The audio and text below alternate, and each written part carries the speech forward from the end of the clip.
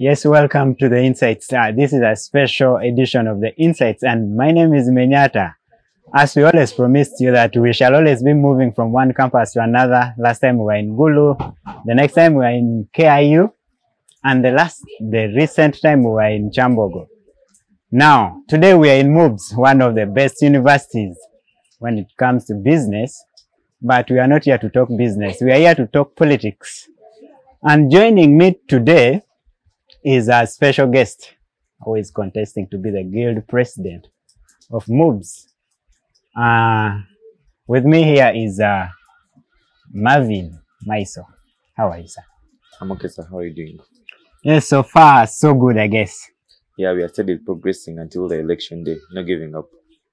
We are counting now hours or days, like 1 day to go. How has the campaign been generally? Basically, we have been in this campaign over basically around 2 months, and that has really been tough. We find that we're having one of the longest periods of campaigning, and it's really tough, you know. We have a lot to catch up with books, we have a lot to catch up with the election. We find that 2 weeks is really stressing, it's really elongating in the period of our stay in this institution. We find that we're having one of the longest campaigning periods, and really encroaches on our personal time, the university, on our education time, you know, on our classes and whatsoever. Yeah, so it's really been stressing and stretching. Yeah. Okay, just to bring you up to date, MUBs has been having a number of guild presidents. I think they are now going for number 26. So we are so delighted to have one of the contestants with us here. Just for the benefit of our viewers who are out there who may not be knowing who you are, can you maybe share with them who you are? Yeah, my name is Marvin. A student of Macquarie University Business School, pursuing a bachelor's degree of arts in economics year 2. And by God's grace, I'll be the 26th guild president of Macquarie University Business School. Yeah, basically what I intend to do, my main revolution is around academics. I'm revolving around academics because it's a sole aim you're all in this institution. It's the reason why you wake up one morning and pay millions of money to come into Macquarie University Business School. Number one, you all realize we are stepping into a modern era whereby we only have 2 weeks of online and 2 weeks of physicals. You find that in the 2 weeks of physicals, we're all around campus studying physical lectures in class. You find that at 2 weeks of online, we're all at our places of convenience, studying lectures online. So you find that the major problem we are having, there has been an overwhelming number of retakes. People are getting a lot of retakes each and every day that passes. Why? Because of these online lectures. You find that, say for instance, there are 4 weeks. You find that 2 weeks are online and 2 weeks are physical. You find that there are those people down there who can't afford this data to attend these online lectures. In that out of the 4 weeks, they only attend the 2 weeks of physicals. So they end up getting retakes. They end up failing, not because they intend to, but they simply can't afford that data. So I started a personal initiative a few weeks ago to install a few Wi-Fi routers around this institution. I installed just 3 buildings. I intend to put this Wi-Fi to help the students down there who can't afford the data.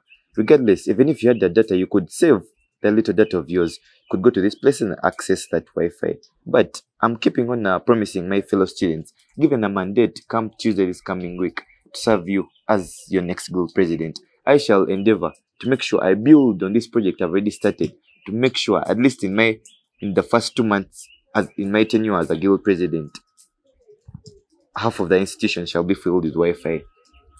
Half of the institution shall be filled. In that, by the time I swear in the next guild president after me, the whole institution shall be covered with Wi-Fi. So that we could all get the chance to attend the lectures. So that each and everyone could at least attend the physicals plus the online. So at the end of the day, we could all achieve academic excellence. Why would someone sit down there without data and someone sit in class with data and this one gets a retake, the other one fails to get a retake? Yet, us, the leaders, we could step up and join our voices and do something about it. Talking about that, can you give us an overview of maybe your first, maybe 100 days in office? What are those specific challenges that you intend to tackle first? Yeah, you know, actually, my leadership background, small leadership background of mine, I've been a garrison in my year 1. I've been a garrison in my year 2. You find that there are a lot of things we discuss about. There are a lot of policies we discuss about in a garrison house. But you find that it will be only the guild president and the vice president who shall be the final stages of conclusion in these policies. in that they will represent us, they will represent the whole student body and us, the Garrus House, at the school council. So you may formulate all these policies whatsoever, but you will come to the guild president and the vice to represent us in that school council. If they fail to negotiate, our work shall be put to zero. You understand? So that's one of the reasons I stepped up to become the guild president. Now, in my first 100 days, what I intend to, I've already mentioned some of them. I've already mentioned to make sure at least most of the places in this university has Wi-Fi for each and every student. You mean access. currently there are no Wi-Fi's around, or you're just going to improve on them? Currently, I could say there's no Wi-Fi around because not any student can access any Wi-Fi apart from the guild offices, which I'm sure it's purposely put there for the guild. So that's really inconveniencing. So 100 days, number one is the Wi-Fi. To at least make sure every student can afford the data, can attend these online lectures. Number two, we have increasing number of missing marks. You find that these are small issues that can easily be resolved. I intend to institute what they call faculty presidents. In this university, we have over 12 faculties. Imagine you could have a faculty president from each of these 12 faculties. These faculty presidents shall be students within us, but they represent us at faculty level.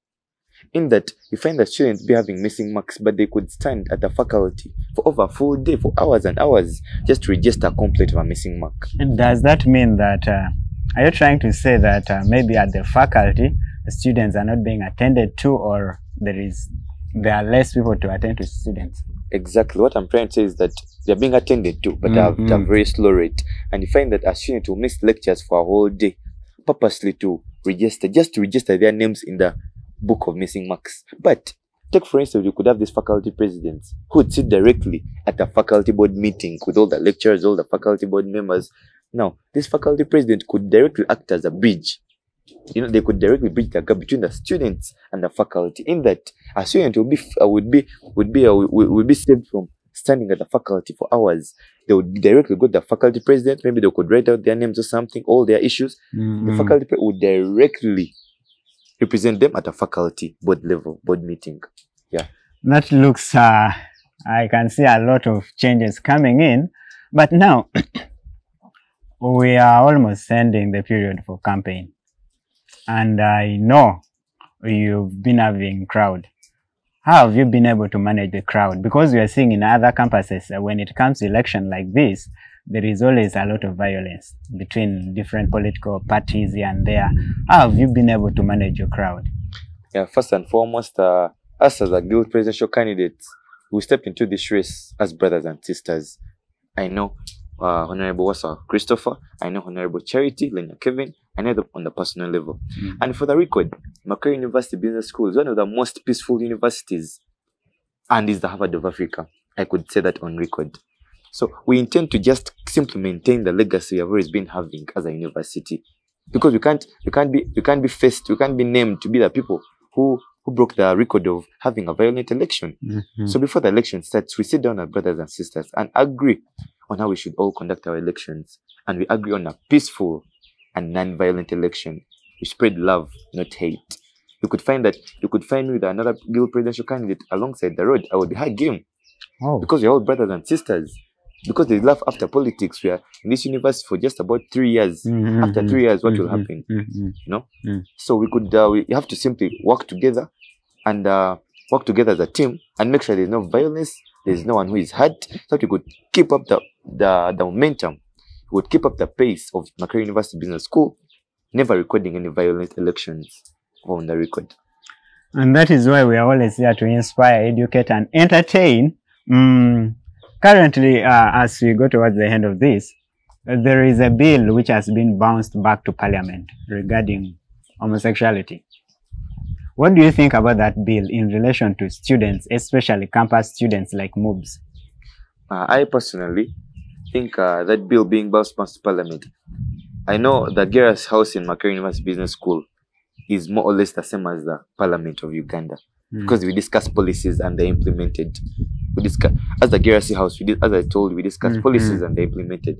So I would really advise the Parliament of Uganda to do the necessary and discuss about that bill effectively and efficiently to make sure that bill is passed, and whatsoever they will discuss, they are the ruling body. I would just kindly pray that the good Lord blesses them, the Holy Spirit is upon them as they're discussing about that bill, so that they could discuss what's going to help our country move forward. so they could discuss what's going to really, really represent us, the people who put them in power. That's what I would talk about that bill. Thank you so much.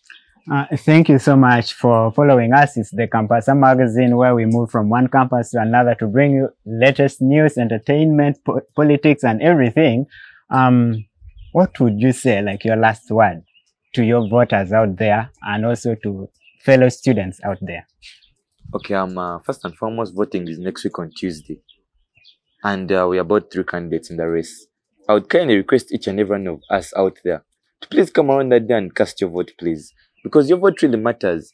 Now, it's your vote that's going to determine the kind of university we shall have after next week.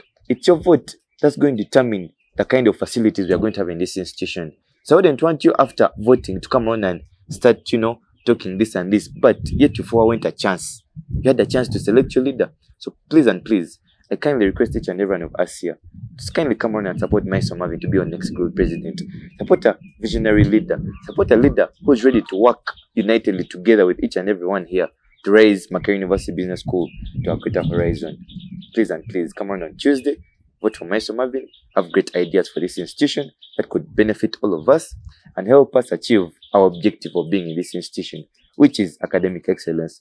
Believe with me, and I promise you, we shall have MUBs at the top of the horizon in the next few months. Thank you so much.